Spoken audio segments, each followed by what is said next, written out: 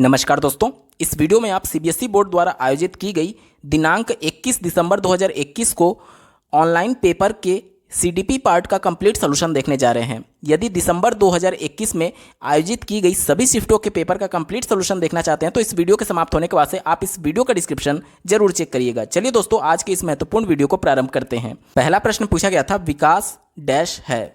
पहला विकल्प दिया गया है एक आयामी। आयाम का मतलब ये होता है कि जैसे देखिए, विकास जो होता है वो शारीरिक, मानसिक, संवेगात्मक, इसके अलावा कई फील्ड्स में एक साथ होता है।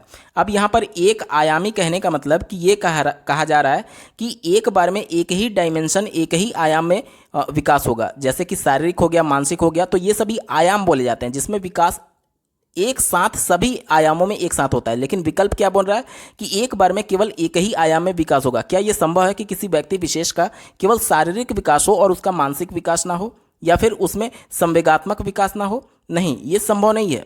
हो सकता है कि किसी कमी की वजह से किसी विकास में कमी हो सकती है, लेकिन ऐसा नहीं होगा कि बिल्कुल विकास ही नहीं होगा। तो सभी डायमेंशंस में एक साथ विकास होते हैं। हाँ, थोड़े बहुत कम अधिक हो सकते हैं, ठीक है। तो ये एक आयामी नहीं होता है, बल्कि बहुआयामी होता है, मल्टी डायमेंशनल होता है, यानी एक साथ कई आयामों में विकास होता है। इस वजह से उत्तर नहीं हो सकता। चौथा विकल्प देखिए, आनुवांशिकता द्वारा पूर्ण रूप से पूर्व निर्धारित होता है। आनुवांशिकता कहने का मतलब कि जो उनके पूर्वजों से जो उनको गुण उनमें ट्रांसफर किए गए हैं। क्या ये पॉसिबल है कि मान लीजिए कोई माँ बाप है जो कि अनपढ़ था या फिर उसका आईक्यू लेवल कम था, तो क्या ये संभव नहीं है कि उसके बच्चे का आईक्यू लेवल उससे ज़्यादा हो सकता है? तो ये पूर्ण रूप से पूर्व निर्धारित कहाँ हुआ? वो अपने प्रयास से अपने आईक्यू लेवल को बढ़ा सकता है, तो ये पूर्व निर्धारित नहीं किया जा सकता, वो भी आनुवांशिकता के आधार पर, क्योंकि जो विकास होता है वो आनुवांशिकता और वातावरण के गुणनफल का प्रतिफल होता है। तो ठीक है, तो चौथा विकल्प भी गलत हो गया। अब बचा दो विकल्प। दो विकल्प में बिल्कुल क्लोज, यहाँ पर आप देखेंगे कि बिल्कुल थोड़ा सा अंतर दिखेगा आपको। दूसरा विकल्प दिया गया है एक दिशाई। दिशाई का मतलब ये होता है कि वन डायरेक्शनल। अब जैसे मान लीजिए किसी व्यक्ति विशेष का विकास किसी एक दिशा में हो रहा है। एक दिशा कहने का मतलब कि मान लीजिए उसका शारीरिक विकास हो चुका है और मानसिक विकास भी हो चुका है, तो अब ऐसा संभव नहीं है कि होगा कि उसका शारीरिक विकास 5 साल के बच्चे के बराबर हो जाए। ये नहीं संभव है। मतलब कि एक बार जो विकास हो चुका है शरीर में या फिर मानसिक तौर पर, वो अगर कोई बीमारी ना हो जाए तब तक वो हमेशा वन डायरेक्शनल ही, यानी कि वो विकास आगे की तरफ ही बढ़ेगा, यानी कि दूसरी तरफ विकास नहीं होता है। ये सही है कि एक दिशीय विकास होता है, ठीक है। यहाँ पर मैं स्टार लगा रहा हूँ क्योंकि अभी तीसरे विकल्प को देखना बाकी है। तीसरा विकल्प ये कह रहा है विकास में बदलाव किया जा सकता है। अब देखिए, ये भी विकल्प आपको काफ़ी हद तक सही लगेगा। कैसे? इसके लिए मैं तर्क दे रहा हूँ।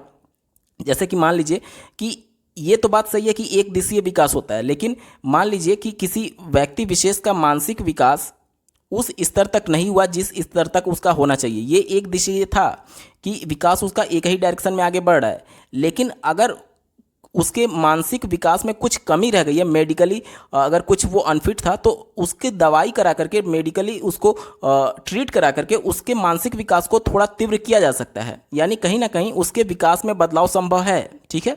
इसके अलावा इस प्रकार से देखिए, मान लीजिए कोई दुबला पतला आदमी है, उसका शारीरिक विकास ठीक से नहीं हो पा रहा है, तो उसके लिए कई ऐसे विधियां हैं जिसके माध्यम से उसका शारीरिक विकास ठीक से किया जा सकता है।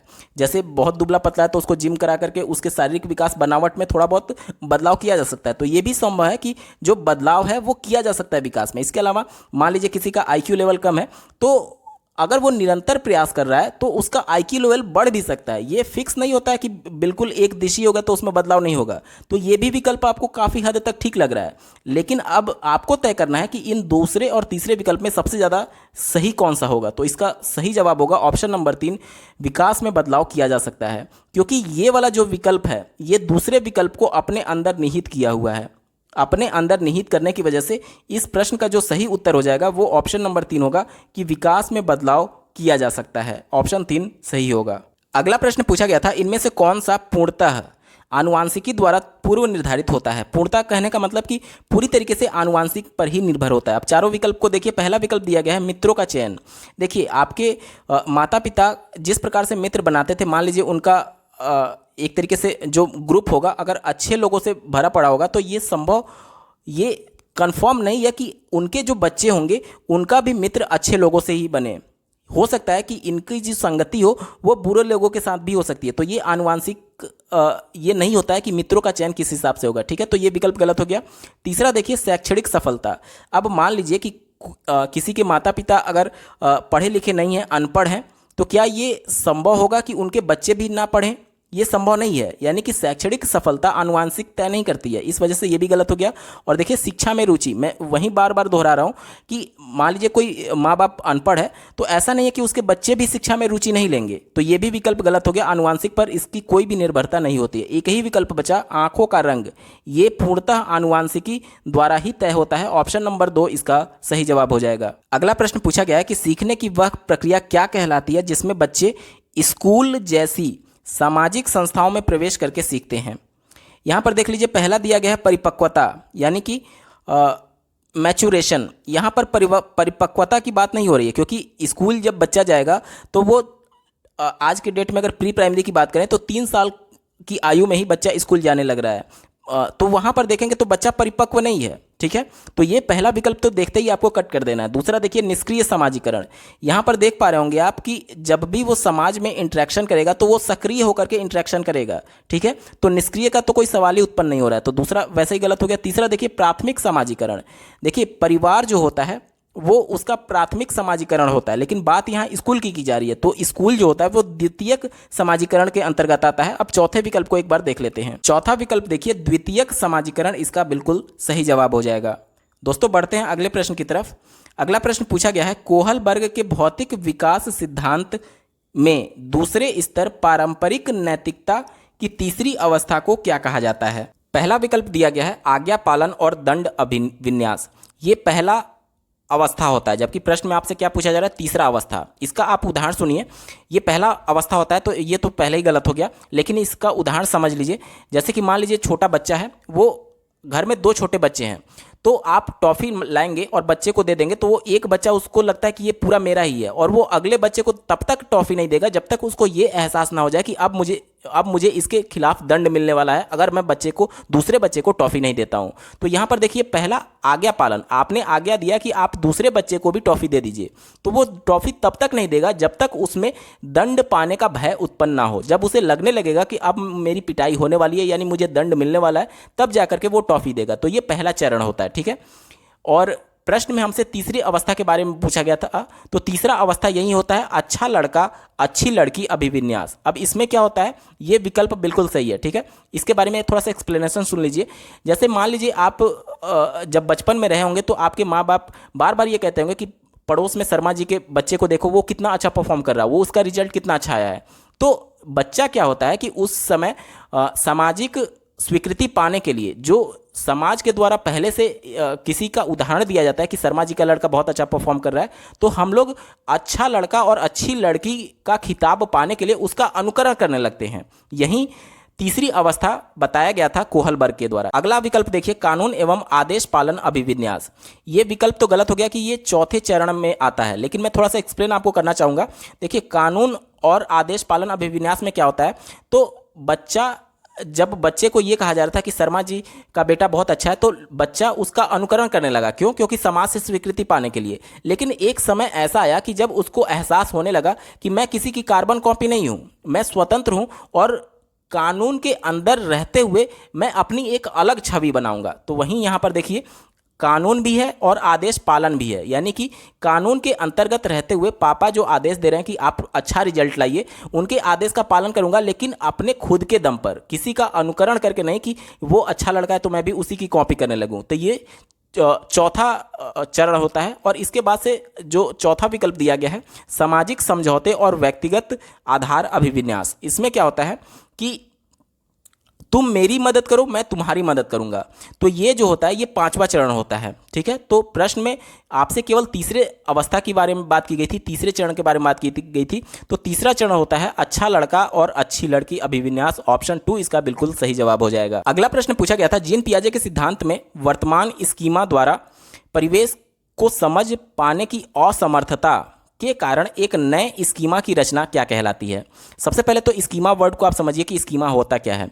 जब भी बच्चा कोई नई सूचना को जोड़ने जाता है तो वो पहले सूचना को कैटेगराइज करता है। जैसे कि मान लीजिए आप बच्चे को मोबाइल दे दिए, ठीक है, इसके बाद से उसको पेन दे दिए, इसके बाद से उसको कुर्सी दे दिए, तो अगर इन सभी वस्तुओं को देखेगा तो उसके माइंड में पहले ही से ही सबका स्कीमा बना हुआ है। स्कीमा मतलब फोल्डर समझ लीजिए। जैसे आपके मोबाइल में आपका कॉन्टैक्ट्स का अलग फोल्डर बना हुआ है, इसी प्रकार से MP3 सॉन्ग्स का अलग फोल्डर बना हुआ है, इसी प्रकार से वीडियो का अलग फोल्डर बना हुआ है। तो स्कीमा का मतलब भी फोल्डर होता है। मतलब कि बच्चा जब किसी सूचना को अपने माइंड में सेट करता है तो सूचना को सेव करने से पहले उसको अलग अलग ऑर्गेनाइज करता है। जैसे कि मोबाइल क्या है, इलेक्ट्रॉनिक डिवाइस है, पेन क्या है, लिखने की वस्तु है, कुर्सी क्या है, बैठने की वस्तु है। तो सबको अलग अलग कैटेगराइज करने के बाद से वो उस पर्टिकुलर स्कीमा में, जैसे कि इलेक्ट्रॉनिक डिवाइस का अलग स्कीमा बना होगा तो उसमें वो उसे सेव करेगा मोबाइल को। पेन का अलग स्कीमा बना होगा, उसमें वो उस फोल्डर में पेन को कैटेगराइज करके रखेगा। तो सभी वस्तुओं को अलग अलग कैटेगराइज करना ही संगठन कहलाता है। यहाँ तक क्लियर? अब देखिए हम लोग उत्तर की तरफ पहुंच रहे हैं। संगठन नहीं होगा आपका उत्तर, क्योंकि संगठन का मतलब सिर्फ कैटेगराइज करना होता है। और प्रश्न में क्या पूछा गया है कि परिवेश को समझ नहीं पा रहा है, वो समझ नहीं पा रहा है और इस वजह से जो पहले से स्कीमा बनी हुई है उसमें नया चेंज कर रहा है। ठीक है, अब देखिए अनुकूलन का मतलब क्या होता है। अनुकूलन का मतलब ये होता है कि किसी सूचना को स्कीमा में जोड़ना। अब स्कीमा में सूचना को किस प्रकार से जोड़ा जा सकता है? दो तरीके से जोड़ा जा सकता है। या तो ये हो सकता है कि मान लीजिए आपने उसको कोई वस्तु दिखाई और पहले से उसके माइंड में उसका स्कीमा बना हुआ है, तो हो सकता है कि उस सूचना को पहले वाले स्कीमा में ही जोड़ दे। तो अगर पहले वाले स्कीमा में अगर वो जोड़ता है तो उसे बोला जाता है आत्मसात्करण। किसी वस्तु की स्कीमा उसके माइंड में पहले से बनी हुई है तो वो क्या करेगा, उस स्कीमा में ही उस सूचना को स्टोर करेगा। ठीक है, तो यहाँ पर आत्मसात्करण का मतलब ये हो गया कि नया स्कीमा इसमें नहीं बनता है। ठीक है, तो ये विकल्प भी आपका गलत हो गया क्योंकि इसमें नया स्कीमा नहीं बन रहा है। और संगठन भी नहीं होगा क्योंकि संगठन का मतलब होता है ऑर्गेनाइज करना।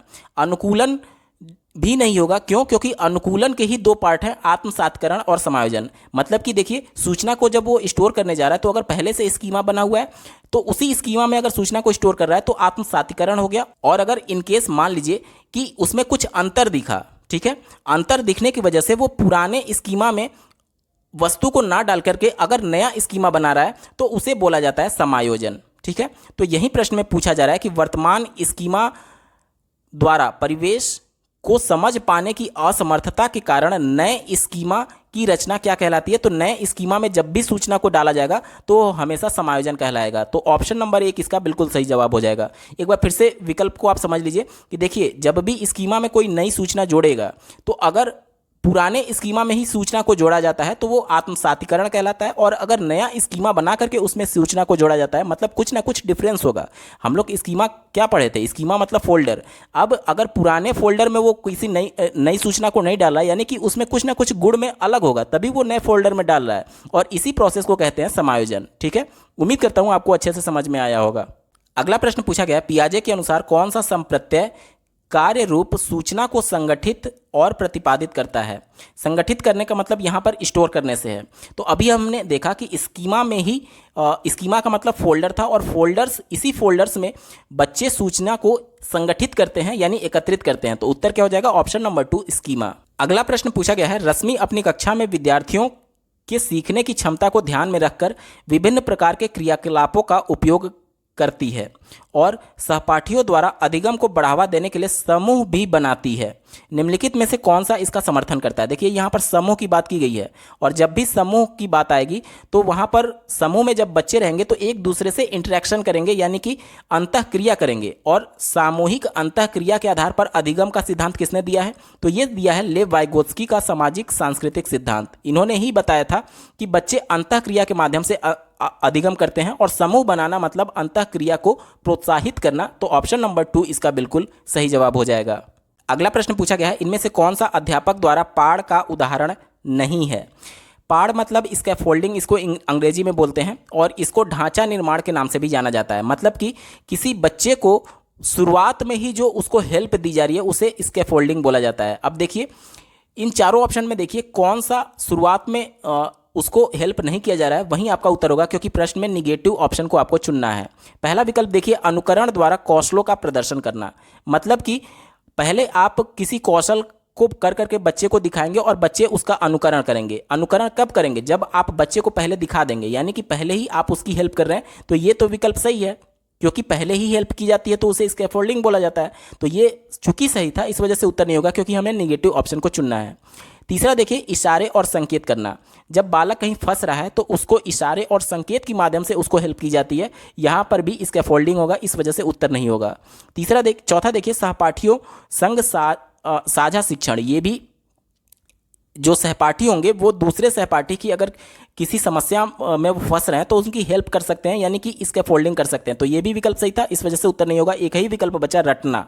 देखिए, रटने में किसी भी प्रकार की पाड़ का ये उदाहरण नहीं है, इस वजह से ये ही आपका एकमात्र सही विकल्प हो जाएगा, क्योंकि प्रश्न में निगेटिव पूछा गया था। रटना इसका बिल्कुल सही जवाब है। अगला प्रश्न पूछा गया है, निम्न में से कौन सी शिक्षा शास्त्रीय पद्धति एक संरचनावादी कक्षा के लिए उपयुक्त नहीं है।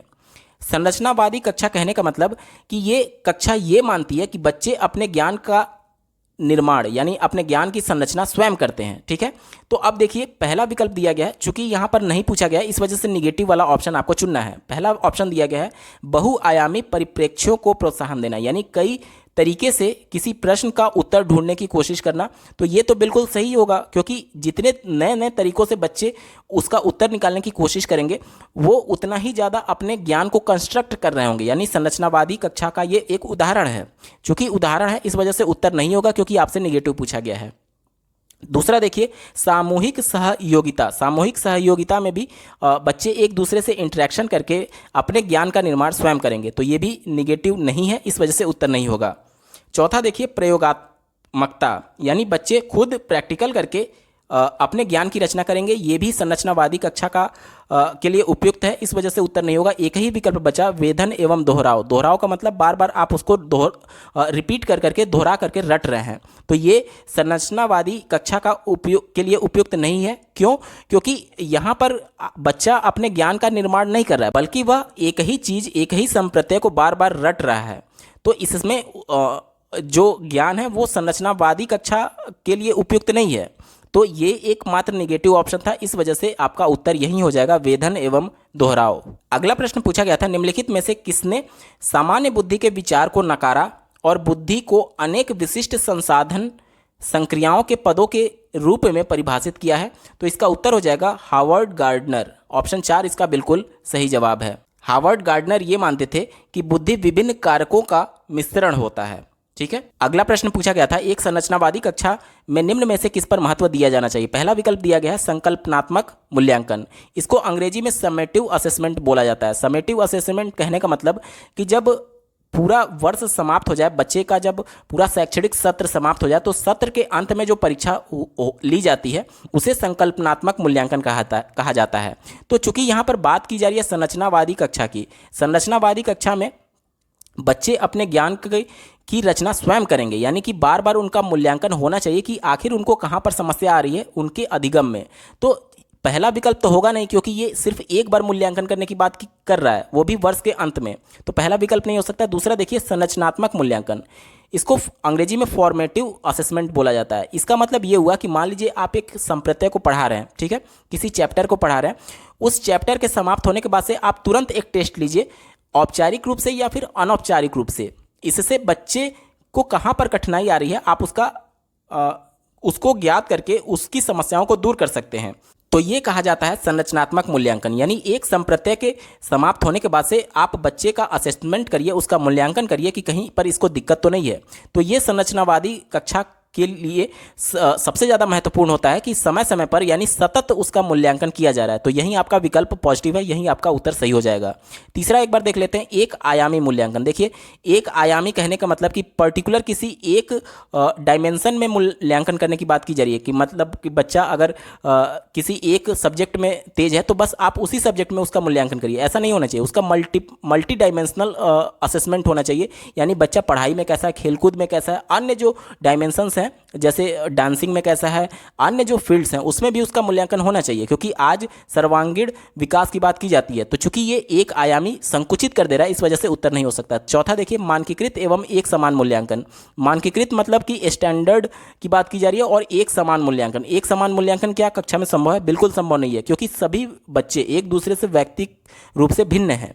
अब किसी का आईक्यू लेवल अच्छा होगा, किसी का आईक्यू लेवल कम होगा। तो क्या ये संभव है कि सभी को एक रटी रटाई परीक्षा के माध्यम से मूल्यांकन किया जाए? संभव नहीं है। आज हम लोग संरचनावादी कक्षा की बात करते हैं। एनसीएफ 2005 ये कहता है कि सतत मूल्यांकन और प्रत्येक व्यक्ति का अलग अलग मूल्यांकन किया जाना चाहिए कि कहाँ पर उसको समस्या आ रही है। तो स्टैंडर्ड और एक समान मूल्यांकन पॉसिबल नहीं है। निगेटिव था, इस वजह से उत्तर नहीं हो सकता। एक ही विकल्प बचा, ऑप्शन नंबर 2 संरचनात्मक मूल्यांकन, यानी प्रत्येक चैप्टर के बाद उस बच्चे की मूल्यांकन करना चाहिए कि कहाँ पर उसको दिक्कत आ रही है। ऑप्शन नंबर 2 सही जवाब है।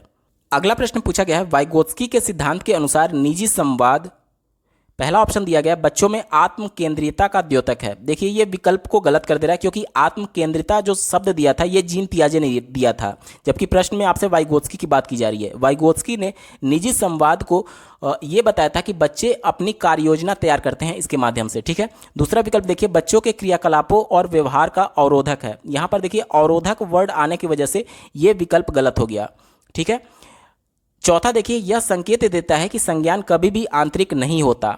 ये भी निगेटिव है, क्योंकि इस प्रकार का कोई भी स्टेटमेंट वाइगोत्स्की के द्वारा नहीं दिया गया था। तीसरा विकल्प बचा, यही आपका उत्तर होगा। देखिए जटिल कार्य करते समय बच्चे उसके व्यवहार संचालन में सहायता देता है। देखिए बच्चा जो कुछ भी कार्य योजना बनाता है उसको वो बोलता रहता है। जैसे कि मान लीजिए कल आपको किसी परीक्षा में सम्मिलित होना है, तो आप परीक्षा में सम्मिलित होने से पहले आज क्या करेंगे? आज रात में आप एडमिट कार्ड रखेंगे, उसके बाद से पेन पेंसिल रखेंगे, या फिर उसके अलावा अन्य जो भी डॉक्यूमेंट्स आपको एग्जामिनेशन हॉल में ज़रूरी होगा वो सभी लेकर के आप जाएंगे। तो आप मन में बोलते नहीं है, लेकिन वो सभी चीज़ें आपके माइंड में चलती रहती हैं कि ये इसके बाद ये चीज़ करना है, इसके बाद ये चीज़ करना है, ये चीज़ें हमें रख लेनी है। बच्चा मन में सोच नहीं सकता, तो वो उन्हीं सभी चीज़ों को दोहराता रहता है, और इसी को निजी संवाद कहा था वाइगोत्स्की ने। यानी कि अपनी कार्य योजना को बोल बोल करके वो व्यक्त करता है निजी संवाद के रूप में, और इसी को उन्होंने अपने कार्य योजना को तैयार करना बताया था वाइगोत्स्की के द्वारा। तो ऑप्शन नंबर 3 इसका बिल्कुल सही जवाब है। अगला प्रश्न देखिए, लड़कियों को गुलाबी कपड़ों और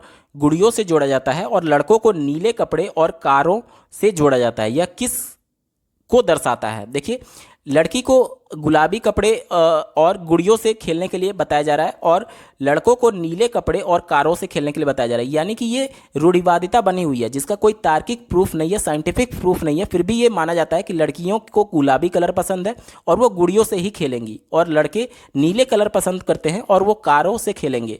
तो ये क्या हो रहा है? ये रूढ़िवादिता, मतलब पहले से जो एक अवधारणा बनी हुई है उसी को दर्शाता है। और किसमें अवधारणा? चूंकि यहाँ पर जेंडर की बात की जा रही है, लड़के और लड़कियों की बात की जा रही है, इस वजह से इसका उत्तर हो जाएगा जेंडर रूढ़िवादिता को दर्शा रहा है। ऑप्शन नंबर 4 इसका बिल्कुल सही जवाब होगा। अगला प्रश्न आप अपने स्क्रीन पर देख पा रहे होंगे, इसमें कथन दिया गया है, शिक्षा असफल हो जाती है जब बच्चे से यह अपेक्षा की जाती है कि वे प्राप्त ज्ञान को ज्यों का त्यों पुनः उत्पादित कर दें। ज्यों का त्यों कहने का मतलब कि बच्चा जिस प्रकार से ज्ञान को सुन रहा है उसी प्रकार से उस ज्ञान को बता दे। तो ये बच्चा अपने ज्ञान की रचना नहीं कर रहा है, ये तो टेप रिकॉर्डर हो गया एक तरीके से, कि जो चीज़ आप रिकॉर्ड कर रहे हैं वो फिर से उसी को आउटपुट के रूप में दे रहा है। तो ये बिल्कुल सही है। क्यों?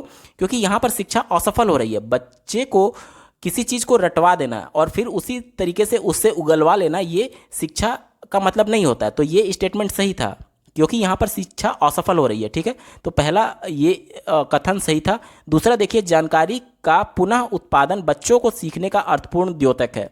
यहाँ पर क्या कह रहा है कि शिक्षा का पुनः उत्पादन, यही चीज़ अभी ऊपर कहा गया कि पुनः उत्पादन का मतलब क्या, कि जो चीज़ वो रट रहा है उसी प्रकार से उगल दे। तो ये अर्थपूर्ण द्योतक नहीं है, जबकि ये कहा जा रहा है, कारक ये कह रहा है कि ये अर्थपूर्ण द्योतक है, लेकिन ये अर्थपूर्ण द्योतक नहीं है, क्योंकि ये तो एक तरीके से टेप रिकॉर्डर हो गया। तो पहला कथन सही था, लेकिन कारक जो है वो गलत है। क्यों?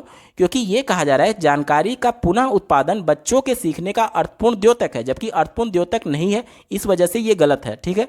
तो क्या हो गया? कथन सही है और कारक गलत है। अब दिए गए विकल्प में देखिए, कथन को ए से दिखाया गया है, तो यहाँ पर आप देख सकते हैं ए सही है और आर गलत है, यानी कि ऑप्शन नंबर 3 इसका बिल्कुल सही जवाब हो जाएगा।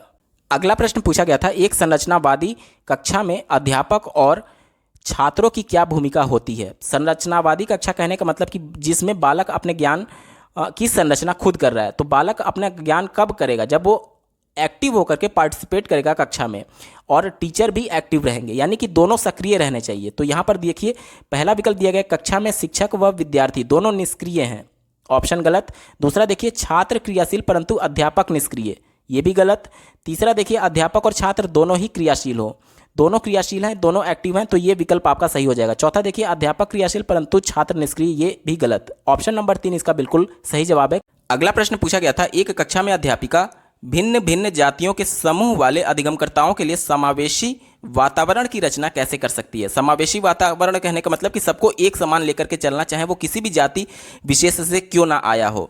तो पहला विकल्प देखिए, अपनी उन अवधारणाओं और पूर्वाग्रहों, पूर्वाग्रह क्या होता है, जो बिना किसी से मिले उसके बारे में अवधारणा बना लेना, ये पूर्वाग्रह कहलाता है। तो शिक्षक की जो अवधारणा है, जो पहले से अवधारणा है और जो पूर्वाग्रह हैं, उन पर चिंतन करके जो बच्चों के शैक्षिक अनुभव को सीमित करती हैं। यहाँ पर देख लीजिए, बच्चे का जो शैक्षिक अनुभव है उसको जो कम कर रही है, इन अवधारणाओं पर चिंतन करके उसको समावेशी वातावरण प्रदान किया जा सकता है। तो ये पॉजिटिव विकल्प था, आपका उत्तर हो सकता है। दूसरा देखिए, कक्षा में बच्चों के अनुभवों की विविधता को सम्मिलित करके, अनुभवों की विविधता को सम्मिलित करने का मतलब कि प्रत्येक बच्चे को अपने हिसाब से उसके अनुभव को शेयर करने का मौका दिया जा रहा है, यानी कक्षा में उसकी सहभागिता बनाई जा रही है। जब बच्चा सहभागिता दिखाएगा कक्षा में, तो निश्चित तौर पर समावेशी कक्षा का वातावरण बनेगा, क्योंकि सभी बच्चों को, चाहे वो किसी भी जाति विशेष से आया हो, उसको एक्सप्रेस करने का मौका दिया जा रहा है कक्षा में। तो ये भी विकल्प पॉजिटिव था, आपका उत्तर होगा। तीसरा देखिए, संस्था में समानता की मूल संस्कृति पर बल दे करके,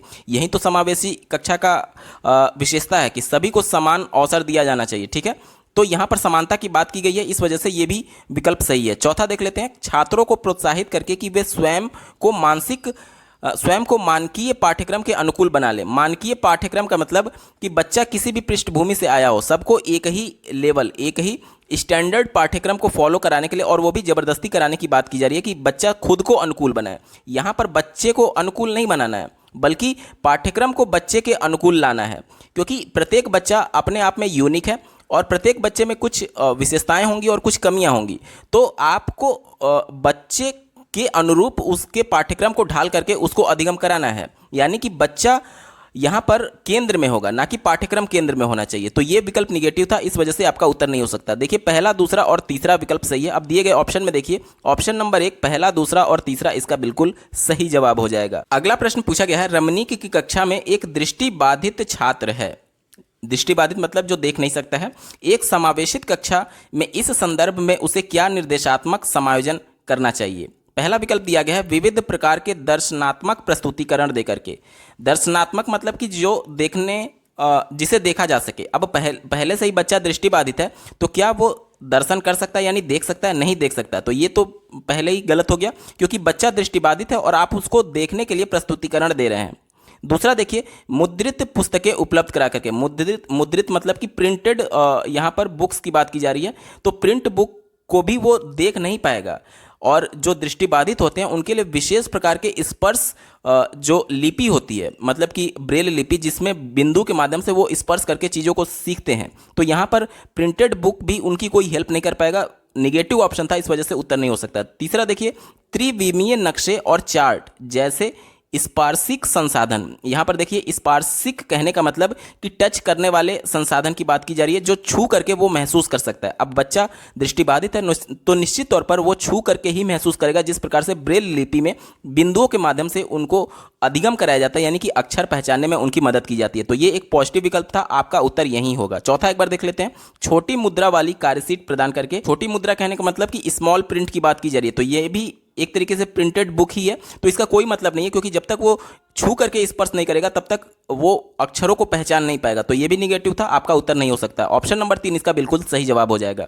अगला प्रश्न पूछा गया है, रीना कक्षा में दी गई किसी भी समस्या को सुलझाने के लिए अलग अलग तरकीबों के बारे में सोचती है, यह निम्न में से किसका प्रतीक है। पहला विकल्प दिया गया है मानसिक क्षति। जब वो अलग अलग तरीकों से, यानी नए नए तरीकों से, मौलिक तरीकों से सोच रही है, तो मानसिक क्षति का तो सवाल ही उत्पन्न नहीं होता, ये विकल्प गलत हो गया। दूसरा देखिए, कम परिज्ञानता या फिर बोधगम्यता। अगर उसको कम ज्ञान रहता है तो क्या वो अलग अलग नए तरीकों से सोच पाती, नहीं सोच पाती, तो ये भी विकल्प गलत हो गया। तीसरा देखिए, अभिसारी सोच और चौथा अपसारी सोच। इसमें आपको थोड़ा सा कन्फ्यूजन हो सकता है, थोड़ा सा आप यहाँ पर समझ लीजिए। मान लीजिए जो पहले से नियम बने हुए हैं, किसी समस्या को सॉल्व करने के लिए अगर बच्चा उसी नियमों का प्रयोग करता है, आप स्क्रीन पर देख पा रहे होंगे, इस प्रकार से अभिसारी चिंतन को हम लोग इंडिकेट करते हैं। तो अगर बने बनाए नियमों पर चल करके अभ्यर्थी किसी समस्या को सॉल्व करता है तो वो अभिसारी सोच है। लेकिन अगर किसी समस्या को हल करने के लिए वो अपने स्तर पर नए नए तरीके खुद से इजाद करता है, मतलब कि मौलिक तरीकों से उस प्रॉब्लम को सॉल्व करने की बात कर रहा है, तो ये होता है अपसारी चिंतन। प्रश्न में यही बोला गया है कि अलग अलग तरकीबों से यहाँ पर सोचती है। कौन? रीना सोचती है समस्या को सुलझाने के लिए। तो अलग अलग तरकीब यानी अलग अलग नए तरीकों से सोचने का कॉन्सेप्ट किस में है? तो वो अपसारी चिंतन में है। दिए गए विकल्प में देखिए ऑप्शन नंबर 4 इसका बिल्कुल सही जवाब हो जाएगा। अगला प्रश्न पूछा गया है, राजू 61 के स्थान पर 16 लिखता है और बी और डी अक्षरों में अक्सर भ्रमित होता है, यह किसके प्राथमिक लक्षण हैं? यहाँ पर देख लीजिए, पहला ये कहा जा रहा है कि 61 को 16 लिख रहा है, तो यानी लिखना यानी कि डिस्ग्राफिया से ये यानी लेखन वैफल्य से ये संबंधित हो सकता है। तो पहले ऑप्शन को देखते हुए अभ्यर्थी लेखन वैफल्य को इसको टिक कर सकते हैं और ये उत्तर गलत हो जाएगा। क्यों? क्योंकि देखिए लेखन वैफल्य का मतलब ये होता है, डिस्ग्राफिया का मतलब ये होता है कि उसको लिखने में दिक्कत आ रही है। अब बच्चे को लिखने में दिक्कत नहीं है, प्रश्न को आप ध्यान से पढ़िए, 61 को वो 16 लिखता है यानी कहीं ना कहीं उसे समझने में दिक्कत है। जैसे 61 को वो 16 लिख रहा है तो 16 तो वो लिख ही पा रहा है, तो लिखने में दिक्कत कहाँ हुई? 61 को वो 16 लिख रहा है यानी कि उसे समझने में दिक्कत है कि पहले 6 आएगा या फिर पहले 1 आएगा। तो ये पठन वैफल्य का उदाहरण है, यानी कि बच्चा पढ़ तो रहा है लेकिन उसको समझ नहीं पा रहा है कि पहले 6 आएगा या फिर पहले 1 आएगा। इसी प्रकार से देखिए बी और डी में वो अंतर नहीं कर पा रहा है, यानी कि कहीं ना कहीं पढ़ तो रहा है लेकिन उसको समझ नहीं पा रहा है। तो पढ़ करके उसका अर्थ ग्रहण ना कर पाना ही पठन वैफल्य होता है। ऑप्शन नंबर 1 इसका बिल्कुल सही जवाब हो जाएगा। अगला प्रश्न पूछा गया है, एक समावेशी कक्षा में विशेष बच्चों को किस प्रकार सहायता मिल सकती है? विशेष कहने का मतलब कि जो सामान्य बच्चे होते हैं, अगर उससे बहुत तेज बच्चा है या फिर उससे बहुत कमजोर बच्चा है, तो दोनों विशेष के कैटेगरी में आएंगे। यानी कि जो सामान्य बच्चे हैं उसके अलावा बहुत तेज या फिर बहुत धीमा बच्चा विशेष कैटेगरी में आता है। ठीक है, तो यहाँ पर पहला विकल्प दिया गया है व्यक्तिगत लक्ष्यों का निर्धारण। अब देखिए समावेशी कक्षा की ये विशेषता होती है कि सभी बालकों को, चाहे किसी भी अक्षमता से वो जूझ रहा हो, सबको एक साथ लेकर के चलना। तो यहाँ पर देखिए सबको एक साथ लेकर के चला जा रहा है, लेकिन सब व्यक्तिगत रूप से भिन्न है, यानी कहीं ना कहीं उनके व्यक्तिगत लक्ष्यों का निर्धारण जरूर किया जाएगा अध्यापक के द्वारा कि आखिर इसको किस प्रकार से ट्रीट किया जाए ताकि वे अपने लक्ष्य को प्राप्त कर ले। मान लीजिए कोई दृष्टिबाधित बालक है तो निश्चित तौर पर समावेशी कक्षा में उसके लिए अलग से ब्रेल लिपि या फिर स्पर्श करके पढ़ने जैसे कुछ सुविधाएं उसको मुहैया कराई जाएंगी। तो यानी कि उसका व्यक्तिगत तौर पर उसके लक्ष्यों के निर्धारण में सहायता की जाती है समावेशी कक्षा में। तो पहला विकल्प इसका बिल्कुल सही है। ठीक है, दूसरा देखिए प्रतिस्पर्धात्मक संस्कृति, ये विकल्प बिल्कुल गलत है। मान लीजिए कोई दृष्टिबाधित बालक है और कोई सुन नहीं सकता है, तो क्या आप दोनों में प्रतिस्पर्धा करा सकते हैं? बिल्कुल नहीं हो सकता, क्योंकि दोनों बालक यूनिक हैं, दोनों बालक अलग अलग हैं और दोनों में प्रतिस्पर्धा होगा अगर तो दोनों हीन भावना का शिकार हो जाएंगे, क्योंकि एक देख नहीं पा रहा दूसरा सुन नहीं पा रहा है। ठीक है, तो ये विकल्प गलत था। तीसरा देखिए सहयोगात्मक अधिगम, ये विकल्प बिल्कुल सही है, क्योंकि जब शिक्षक सहयोग की भावना से बच्चों को पढ़ाएगा तो निश्चित तौर पर बच्चे और ज़्यादा उत्साहित होंगे अगर वो किसी अक्षमता से जूझ रहे हैं उस कंडीशन में भी। तो ये विकल्प बिल्कुल सही था। चौथा देखिए मानकीकृत निर्देश, मानकीकृत मतलब स्टैंडर्ड सबके लिए एक इंस्ट्रक्शन होना चाहिए, तो ये भी विकल्प गलत है। कक्षा में बहुत प्रकार के अभ्यर्थी हैं, कोई दृष्टिबाधित है, कोई सुन नहीं सकता है, कोई पढ़ नहीं सकता है, पठन वैफल्य से जुड़ा हुआ है, कोई डिस्ग्राफिया से जुड़ा हुआ है, लिख नहीं सकता है, तो सबके लिए एक इंस्ट्रक्शन नहीं हो सकता है। क्यों? क्योंकि अगर सबके लिए एक इंस्ट्रक्शन होगा तो जो बच्चा दृष्टिबाधित है वो अगर पठन में उसको दिक्कत आ रही है तो निश्चित तौर पर सामान्य पुस्तकें वो नहीं पढ़ सकता है, तो उसके लिए अलग से कुछ ना कुछ निर्देश होना ही चाहिए, विशेष निर्देश होना चाहिए जो कि उसको हेल्प करे उसके अधिगम में। ठीक है, तो मानकीकृत निर्देश सभी अभ्यर्थियों के लिए नहीं किया जा सकता समावेशी कक्षा में। अब दिए गए विकल्प में देखिए पहला और तीसरा विकल्प ही केवल सही है। दिए गए ऑप्शन में देखिए ऑप्शन नंबर 3 इसका बिल्कुल सही जवाब हो जाएगा। अगला प्रश्न पूछा गया था, एक संरचनावादी परिप्रेक्ष्य में बच्चों को किस प्रकार समझा जाता है? पहला दिया गया है निष्क्रिय प्राणी के रूप में। तो संरचनावादी कक्षा की बात की जा रही है, यानी बच्चा भी उसमें एक्टिव रहेगा, सहभागिता दिखाएगा, तो बच्चा कभी भी निष्क्रिय नहीं हो सकता कक्षा में। पहला विकल्प गलत हो गया। दूसरा देखिए छोटे वयस्कों के रूप में, ये भी विकल्प गलत है। तीसरा देखिए दुष्ट जीव के रूप में जिन्हें सभ्य बनाने की जरूरत है। बच्चा अपने ज्ञान का निर्माण स्वयं करता है और आप उसे दुष्ट जीव नहीं मान सकते, बल्कि बच्चा नन्हा वैज्ञानिक है, वो चीज़ों को खुद कर करके अपने ज्ञान की रचना करेगा। तो ये विकल्प बिल्कुल गलत था। चौथा एक ही विकल्प बचा, अपने पर्यावरण को समझने की उत्सुकता लिए हुए। ये विकल्प बिल्कुल सही है, ऑप्शन नंबर 4 इसका सही जवाब होगा। अगला प्रश्न पूछा गया है, बच्चों की असफलता के संदर्भ में निम्न में से कौन सा कथन सही है।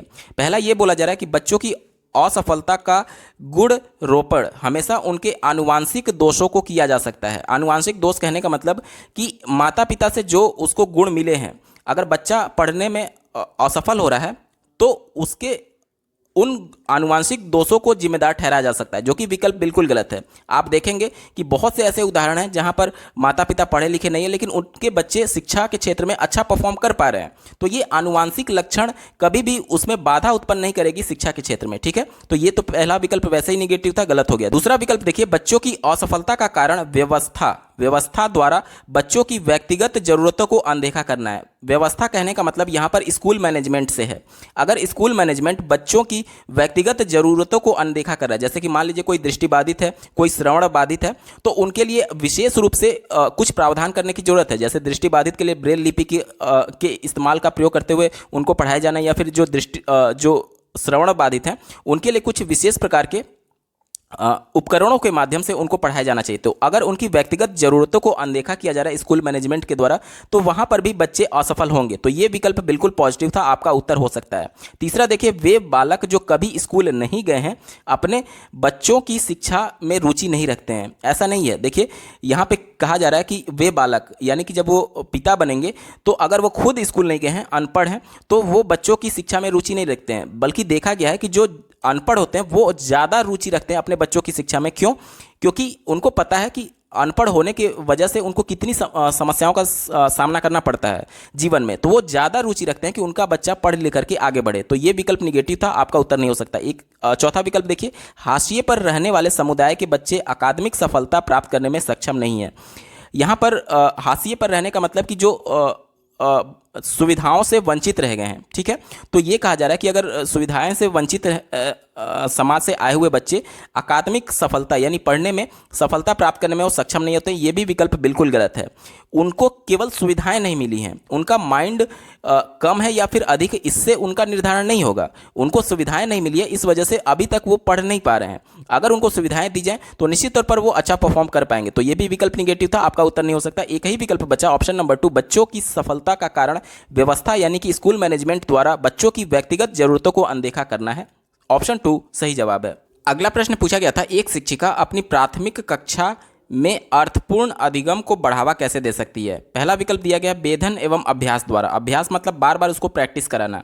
मान लीजिए गणित का कोई प्रश्न है, बार बार उसको प्रैक्टिस कराया जा रहा है, यानी वो उसी मेथड को रट लेगा, जबकि उसमें अर्थपूर्ण अधिगम की बात की जा रही है। क्या ये संभव है? बार बार प्रयास से बिल्कुल संभव नहीं है।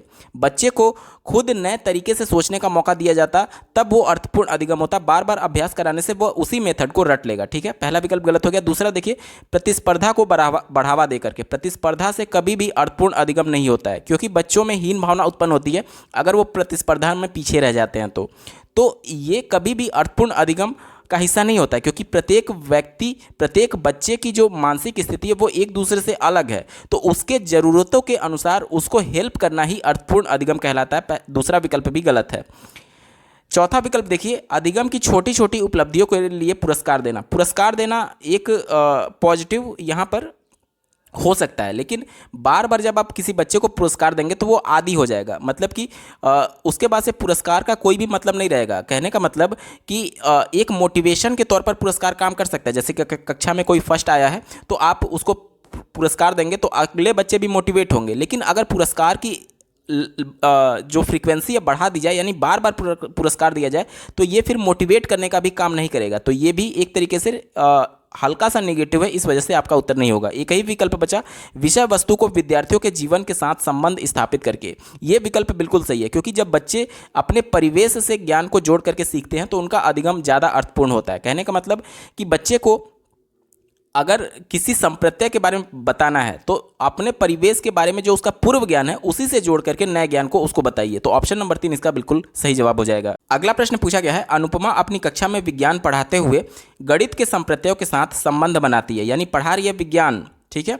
और गणित के कॉन्सेप्ट के साथ वो धीरे धीरे आगे संबंध बनाते हुए पढ़ा रही है, ठीक है। इस प्रकार शिक्षा शास्त्र, पहला विकल्प देखिए, अधिगम के स्थानांतरण और अंतः विषयात्मक अधिगम को बढ़ावा देगा। अधिगम का स्थानांतरण क्या होता है, पहले इसको समझिए। मान लीजिए किसी परिस्थिति में एक अधिगम किसी बालक को हुआ है, ठीक है। मान लीजिए यहाँ पर गणित का वो गणितीय संक्रियाएं जैसे कि जोड़ घटाना गुणा भाग वो सीख लिया है। अब विज्ञान में फिर से जोड़ घटाने वाले कॉन्सेप्ट आया, तो वो गणित का संप्रत्यय जो कि किसी परिस्थिति में पहले से सीखा हुआ है, अगर वो विज्ञान में अप्लाई कर दे तो इसी को अधिगम का स्थानांतरण कहते हैं। यानी कि एक परिस्थिति में सीखी हुई चीज़ों को दूसरी परिस्थिति में यूज करना अधिगम स्थानांतरण कहलाता है। तो ये तो बिल्कुल पॉजिटिव है, क्योंकि गणित में अगर वो जोड़ घटाना गुणा भाग सीख लिया है या फिर कोई और संक्रिया सीखा हुआ है तो वो विज्ञान में भी उसका प्रयोग करेगा ही करेगा, ठीक है। और आगे लिखा गया अंतः विषयक अधिगम को बढ़ावा देता है, ये भी विकल्प बिल्कुल पॉजिटिव था, यही उत्तर आपका सही होगा। आगे के विकल्प देख लीजिए, ज्ञान के अर्जन में रुकावट उत्पन्न करेगा, क्या ये रुकावट उत्पन्न करेगा? बिल्कुल नहीं, विकल्प निगेटिव था, उत्तर नहीं हो सकता। तीसरा विकल्प देखिए, अधिगम में रुकावट उत्पन्न करेगा क्योंकि यह छात्रों के बोझ को बढ़ाएगा। बच्चा एक ज्ञान को दूसरे ज्ञान में जब वो यूज करेगा तो निश्चित तौर पर उसका मानसिक डेवलपमेंट और ज़्यादा होगा, ना कि उस पर बोझ पड़ेगा, ठीक है। तो ये बिल्कुल गलत था, उत्तर नहीं हो सकता। चौथा देखिए, छात्रों में भ्रांतियों को बढ़ावा देगा। भ्रांति कहने का मतलब कि मिसकॉन्सेप्शन नहीं होगा, बल्कि उसकी और ज़्यादा कॉन्सेप्ट क्लियर होंगे। तो ये भी विकल्प निगेटिव था, उत्तर नहीं हो सकता। एक ही विकल्प बचा, ऑप्शन नंबर 1 इसका बिल्कुल सही जवाब हो जाएगा। अगला प्रश्न पूछा गया है, ये जानकारियाँ किस स्मृति में संगठित होंगी? पहला दिया गया है बाइक की सवारी करने की प्रक्रिया, यानी बाइक की सवारी किस प्रकार की जाती है, इसका प्रोसेस आपके किस मेमोरी में स्टोर हुआ है, ये आपसे पूछा जा रहा है। दूसरा दिया है धुले कपड़ों को तह करने की प्रक्रिया, और तीसरा दिया गया है 7 वर्ष की उम्र में एक पेड़ पर चढ़ने का अनुभव। अब पहला विकल्प देखिए, अल्प अवधि स्मृति। अल्प अवधि स्मृति में क्या होता है कि जो चीज़ें हमारी स्मृति में जाती हैं वो कुछ समय के लिए जाती हैं। जैसे कि मान लीजिए आज से 3 दिन पहले आपने कुछ खाना खाया होगा, तो क्या आज से 5 दिन आगे आपको याद होगा कि आज से 3 दिन पहले आपने क्या खाया था? नहीं याद होगा। तो ये अल्प अवधि स्मृति का उदाहरण है। दिए गए यहाँ पर तीनों जो पूछे गए हैं, क्या ये अल्प अवधि की स्मृति है? यहाँ पर 7 वर्ष की बात की गई है। आपकी आज की आयु कितनी है इसका जिक्र नहीं किया गया है। हो सकता है कोई 40 वर्ष का होगा, कोई 30 वर्ष का होगा, कोई 20 वर्ष का होगा। और 7 वर्ष की आयु की बात अगर अभी तक आपको याद है तो ये अल्प अवधि नहीं बल्कि दीर्घ अवधि स्मृति का उदाहरण है। तो पहला विकल्प तो गलत हो गया, दूसरा विकल्प ही इसका बिल्कुल सही जवाब हो जाएगा। क्योंकि देखिए, एक बार जब आप बाइक चलाना सीख लेते हैं, मतलब बाइक की सवारी सीख लेते हैं, तो आप जीवन पर्यंत नहीं भूलते हैं। ये क्या है? दीर्घ अवधि स्मृति का उदाहरण है।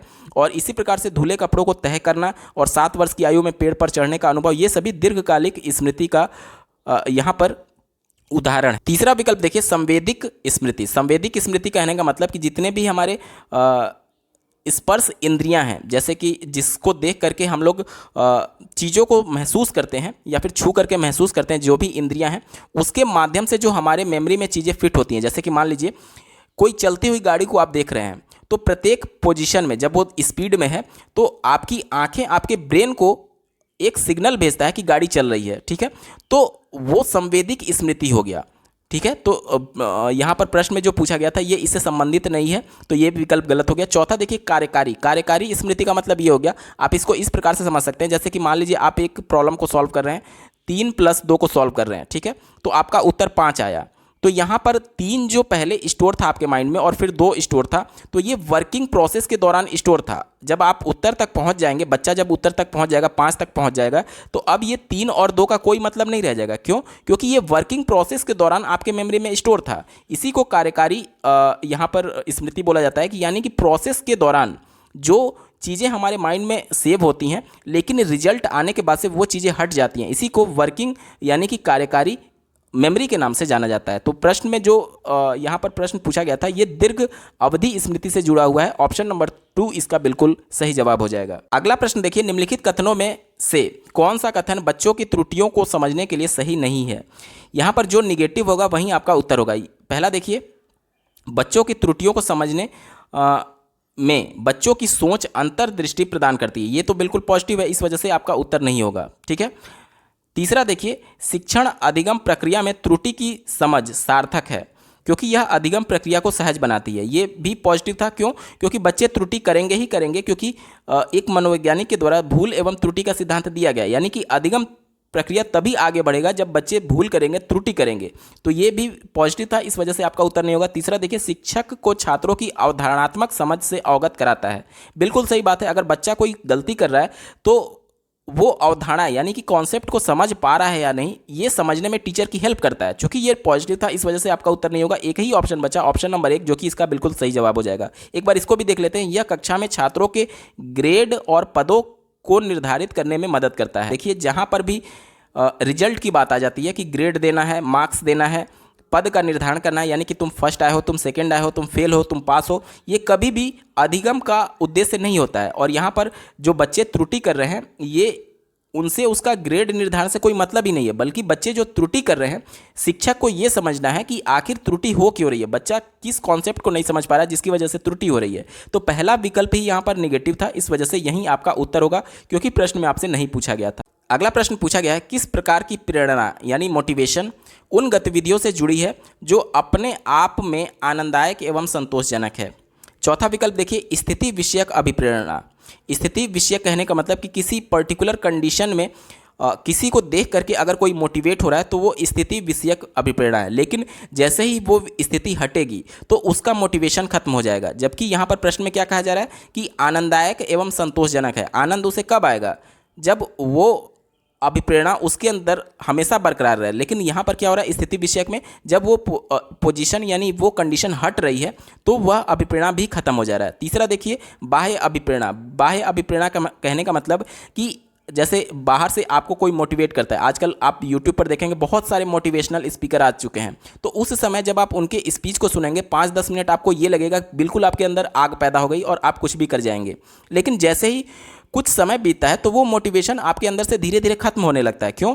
क्योंकि आपके अंदर वो मोटिवेशन खुद से इनिशिएट नहीं हुआ था, किसी को देख करके आपने बाह्य तरीके से वो मोटिवेशन आपने प्राप्त किया था। तो यहाँ पर देखिए प्रश्न में क्या बोला जा रहा है, अपने आप मोटिवेशन आना, तो ये बाह्य अभिप्रेरणा का उदाहरण नहीं है, ऑप्शन गलत हो गया। दूसरा देखिए, गुण विषयक अभिप्रेरणा। यही मैं चौथा वाला जो ऑप्शन है और जो दूसरा ऑप्शन है वो काफ़ी हद तक सिमिलरिटी रखता है। जैसे कि गुण विषयक मतलब कि मान लीजिए किसी व्यक्ति विशेष में कोई प्रॉपर्टी को देख करके आप मोटिवेट हो रहे हैं, तो ये भी एक तरीके से बाह्य अभिप्रेरणा का ही उदाहरण हुआ। ठीक है, तो ये भी नहीं हो सकता। एक ही ऑप्शन बचा, ऑप्शन नंबर 1, आंतरिक अभिप्रेरणा। आंतरिक अभिप्रेरणा कहने का मतलब कि बच्चा अगर खुद से इंटरनली मोटिवेटेड है, जैसे कि मान लीजिए किसी बालक के घर में कुछ समस्याएं हैं, जैसे कि आर्थिक तंगी है, तो वो इंटरनली मोटिवेटेड है कि वो अपने परिवार की इस आर्थिक तंगी को दूर करने के लिए हर वो संभव प्रयास करेगा, और इसके लिए वो अधिगम में काफ़ी अच्छा होगा। क्यों? क्योंकि वो खुद से इंटरनली मोटिवेटेड है और उसको उसमें आनंद आ रहा है और उसको संतोष मिल रहा है कि भविष्य में जाकर के वो अपने परिवार की आर्थिक स्थिति को सुधारने के लिए प्रयास कर रहा है। इसमें उसको आनंद भी आ रहा है और उसको संतोष भी मिल रहा है, और वो चूंकि अपने आप से मोटिवेटेड है, इसी वजह से इसको इंटरनल मोटिवेशन कहा जाता है। ऑप्शन नंबर 1 इसका बिल्कुल सही जवाब हो जाएगा। अगला प्रश्न देखिए, शिक्षिका की अपने विद्यार्थियों से अपेक्षाएं। यहां पर चौथा विकल्प दिया गया, बच्चों के अधिगम के लिए एकमात्र निर्धारक है। मैं पहले भी बोल चुका हूं कि जहां पर एकमात्र, केवल जैसे शब्द हैं वो विकल्प को संकुचित कर देते हैं, सीमित कर देते हैं। ये आपका उत्तर कभी भी नहीं होगा। लेकिन अगर प्रश्न निगेटिव सेंस में पूछा रहता तब आपका उत्तर हो सकता था। ठीक है, चूंकि यहां पर पॉजिटिव सेंस में पूछा गया, इस वजह से ये निगेटिव होने की वजह से आपका उत्तर नहीं होगा। तीसरा विकल्प देखिए, विद्यार्थियों के अधिगम और उनकी स्वयं की क्षमता पर किसी प्रकार का प्रभाव नहीं डालती है। ये उत्तर निगेटिव है। क्यों? क्योंकि अगर कोई आपसे एक्सपेक्ट कर रहा है किसी भी आउटपुट के लिए, तो क्या आप उससे प्रभावित नहीं होंगे? बिल्कुल होंगे। जैसे कि आपके माता पिता आपसे अपेक्षा करते हैं कि अगर आप कक्षा में प्रथम आएंगे तो आपको कुछ ना कुछ इनाम दिया जाएगा, तो उनकी इच्छा है कि आप प्रथम आए, और उनकी इच्छा को प्राप्त करने के लिए और साथ ही साथ आपके लिए जो इनाम रखा गया उसको प्राप्त करने के लिए आप इंटरनली मोटिवेटेड होकर के पढ़ाई करते हैं। तो कहीं ना कहीं कि दूसरों की इच्छा से हम प्रभावित हो रहे हैं, तो ये विकल्प निगेटिव था, इस वजह से ऑप्शन नहीं हो सकता है।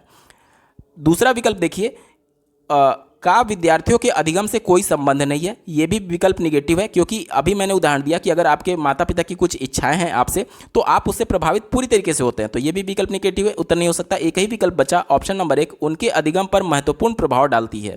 ऑप्शन नंबर 1 इसका बिल्कुल सही जवाब है। दोस्तों, हम लोग वीडियो के बिल्कुल अंतिम पड़ाव में आ चुके हैं। अभी तक का ये वीडियो आपको कैसा लगा कमेंट करके जरूर बताइएगा, क्योंकि आपका एक कमेंट मुझे मोटिवेट करेगा ऐसे ही महत्वपूर्ण वीडियो लाने के संदर्भ में। अगला प्रश्न पूछा गया था, बाल केंद्रित कक्षा का सृजन कैसे किया जा सकता है। बाल केंद्रित कक्षा कहने का मतलब कि बालक केंद्र में होगा और उसको भी अपनी अभिव्यक्ति का आज़ादी होगा। चौथा विकल्प देखिए, विद्यार्थियों में प्रतिस्पर्धा प्रोत्साहित करके। क्या केवल प्रतिस्पर्धा को प्रोत्साहित करके बाल केंद्रित शिक्षा का सृजन किया जा सकता है? नहीं, क्योंकि प्रतिस्पर्धा आप एग्जाम के माध्यम से भी कर सकते हैं। लोगों को, बच्चों को ये कहें कि आपके बीच में एक कंपटीशन हो रहा है और लिखित परीक्षा के माध्यम से भी किया जा सकता है। तो क्या ये बाल केंद्रित कक्षा का उदाहरण हुआ? नहीं हुआ। इस वजह से नेगेटिव उत्तर होने की वजह से आपका विकल्प सही नहीं हो सकता। तीसरा देखिए, बारंबार परीक्षा लेकर के, बार बार परीक्षा लेना, यहाँ पर औपचारिक परीक्षा की बात की जा रही है। बार बार परीक्षा लेना क्या बाल केंद्रित कक्षा का उदाहरण है? नहीं है। और शिक्षार्थियों को बीच बीच में भय की अवस्था में रख करके, जहाँ पर भी भय आना, डराना जैसे शब्द आ जाएगा, वो कभी भी विकल्प सही नहीं हो सकता। दूसरा देखिए, विद्यार्थियों को प्रश्न पूछने से हतोत्साहित करना। यहाँ पर बाल केंद्रित कक्षा की बात की जा रही है, जिसमें बालक को अपने जो भी अवधारणा है उसको खुल करके आज़ादी है कि वह व्यक्त कर सकता है। जबकि यहाँ विकल्प क्या कह रहा है कि उसको हतोत्साहित करना कि वो प्रश्न ना पूछे। तो ये तो बिल्कुल निगेटिव था, इस वजह से आपका उत्तर नहीं हो सकता। और यहाँ पर देखिए, निष्क्रिय रखने की बात की जा रही है, जबकि बालक केंद्र में होना चाहिए और वो पूरी तरीके से सक्रिय होना चाहिए। तो ये विकल्प तो बिल्कुल निगेटिव था। ऑप्शन नंबर 1 ही केवल बचा, शिक्षार्थियों को उनके निष्पादन यानी कि उनके आउटपुट के बारे में समय समय पर प्रतिपुष्टि दे करके। अब देखिए, उनके आउटपुट के बारे में जब जब आप उसको प्रतिपुष्टि यानी फीडबैक देंगे तो वो और अच्छा परफॉर्म करने की कोशिश करेगा और कहीं ना कहीं अपने आप को ज़्यादा एक्सप्रेस करेगा, और यही आपका बाल केंद्रित शिक्षा का उदाहरण होता है। ऑप्शन नंबर 1 इसका बिल्कुल सही जवाब है। दोस्तों, यहाँ पर मैं बिल्कुल क्लियर कर दूं कि इस वीडियो में जो भी मैं उत्तर बता रहा हूँ किसी भी प्रश्न का, वो सीबीएसई बोर्ड के द्वारा जो रिवाइज्ड आंसर की जारी किया गया था उससे कंफर्म करने के बाद ही बता रहा हूँ। तो आप पूरी तरीके से निश्चिंत रहिए कि जो भी उत्तर बताया जा रहा है वो 100% सही है। इस पेपर का अंतिम प्रश्न पूछा गया था, राष्ट्रीय शिक्षा नीति 2020 क्या प्रस्तावित करती है? पहला दिया गया है, विद्यालय की पाठ्यचर्या की विषय वस्तु में कटौती। देखिए, राष्ट्रीय शिक्षा नीति 2020 जो जारी किया गया था, इसमें एक महत्वपूर्ण प्रावधान ये किया गया था कि अनावश्यक चीज़ें जो बच्चों की पाठ्यचर्या में जोड़ी गई है या फिर पाठ्यक्रम में जोड़ी गई है, उनको कटौती किया जाए। क्योंकि आप देखेंगे कि कक्षा प्राइमरी या फिर अपर प्राइमरी में जब बच्चा जाता है तो बहुत सी ऐसी चीज़ें जो कि आवश्यक नहीं है, उनको सिखाने की ज़रूरत नहीं है। तो वो सभी चीज़ों को कम करने की सिफारिश राष्ट्रीय शिक्षा नीति 2020 में की गई थी। तो ये पहला विकल्प सही है। दूसरा देखिए, विद्यालय की पाठ्यचर्या के लचीलेपन में वृद्धि। ये भी बिल्कुल सही है। लचीलापन कहने का मतलब कि बाल केंद्रित शिक्षा के अंतर्गत जो पाठ्यचर्या होगा वो बालक के मानसिक स्थिति और उसके अनुरूप तय किया जाएगा। तो ये लचीलापन का मतलब हो गया, तो ये बिल्कुल सही है। तीसरा देखिए, रटंत अधिगम को महत्व देना। रटंत मतलब बार बार दोहराना, बार बार रटने की बात की जा रही है। तो ये विकल्प बिल्कुल निगेटिव था, आपका उत्तर नहीं होगा, क्योंकि एनसीएफ 2005 भी इसका पूरी तरीके से विरोध करता है और राष्ट्रीय शिक्षा नीति 2020 भी इसका पूरी तरीके से विरोध करता है। क्योंकि राष्ट्रीय शिक्षा नीति 2020 कंस्ट्रक्ट नॉलेज को ज़्यादा बढ़ावा देता है, यानी बच्चे अपने ज्ञान, अपने संज्ञान की रचना स्वयं करते हैं और इसको बढ़ावा देने के लिए रटने का अपोज करना होगा। इस वजह से ये विकल्प निगेटिव था, इस वजह से आपका उत्तर नहीं होगा। एक ही। उसके बाद से चौथा विकल्प देखिए, विवेचनात्मक चिंतन को महत्व देना। ये विकल्प पॉजिटिव है और एनईपी 2020 में मेंशन भी किया गया है कि विवेचनात्मक चिंतन को महत्व दिया जाना चाहिए। अब देखिए कौन कौन सा विकल्प सही बना, पहला, दूसरा और चौथा। अब दिए गए विकल्प में देखिए, पहला, दूसरा और चौथा, ऑप्शन नंबर 3 इसका बिल्कुल सही जवाब हो जाएगा। दोस्तों, यहाँ पर पूरा पेपर सॉल्व हो चुका है। आपको ये वीडियो कैसा लगा कमेंट करके जरूर बताइएगा, और साथ ही सीटेट दिसंबर 2021 के सभी शिफ्टों के पेपर का कंप्लीट सोल्यूशन देखने के लिए आप इस वीडियो का डिस्क्रिप्शन जरूर चेक करिएगा। इस वीडियो को देखने के लिए आपका बहुत बहुत धन्यवाद। भगवान करे आपका दिन शुभ हो।